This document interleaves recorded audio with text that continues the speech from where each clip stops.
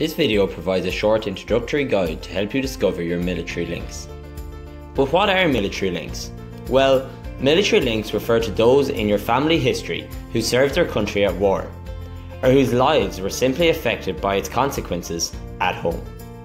Throughout its history, the British Army has involved itself in several conflicts in which many Scottish men and women have fought and died. Although this guide provides instruction primarily in the context of the First World War, its fundamental principles are applicable to other wars to help you find your military links. It is important to first conduct some preliminary research. To gain an understanding of the events and terms that you will encounter on your research journey, a good starting point is to read a basic history of the time period or war that you are researching. It is also useful to look out for possible clues that can help you discover your military links. Some of these include family stories, old newspaper clippings, scrapbooks, journals and diaries, service medals or other memorabilia, photographs, and grave markings. But here's a tip. Keep a diary documenting all the information that you discover. Even if you think it is insignificant to your research, it could prove vital at a later point. So what do you need to know before starting your research? Well, it is useful to try and find out 3 pieces of information: the name of the person you are looking for, the regiment they belong to, and the dates relevant to their service. Once you have this information, there are several types of military records that you can consult.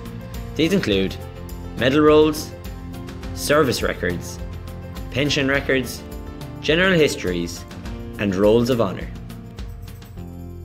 Please note that other military records exist, and this list is by no means extensive. For the purpose of this tutorial, instruction will be provided in relation to medal rolls only.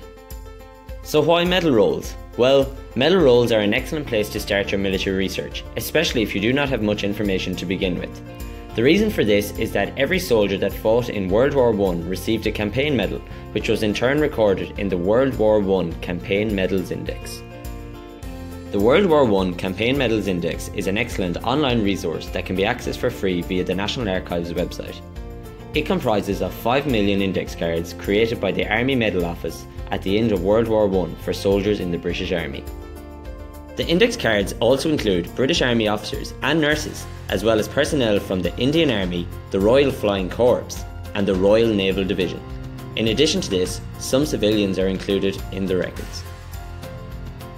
So let's have a look at how the resource works. Once you have accessed the World War I Campaign Medals Index on the National Archives website, scroll down to the catalogue, which is comprised of 5 fields: the first name, the last name, the regimental number, the corps, and the rank or unit. Enter the information you already know from your preliminary research into the relevant field. You do not need to fill out every single field. Using only the last name or the regimental number often works. So let's take the popular Scottish surname Greig as an example. Once you have typed in your information, click Search. After doing this, a set of results matching your query will appear.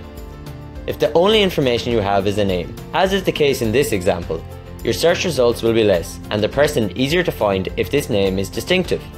However, if it is a popular name, as is the case with Greig, your results might be vast and more patience is required.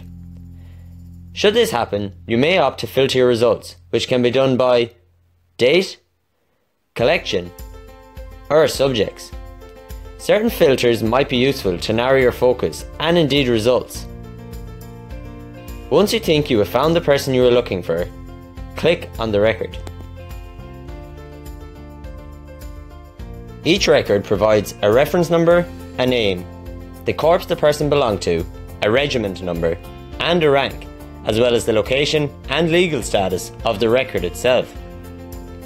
For a fee of £3.50, you can also view a digitised copy of the actual index card. This may contain additional information such as date of death, date of discharge, or some other remarks to help you in your research. Remember, medal roll records are your starting point, and this information can be applied to other military records to further develop your research. I've been your LibGuide. Thanks for listening. Created using Powtoon.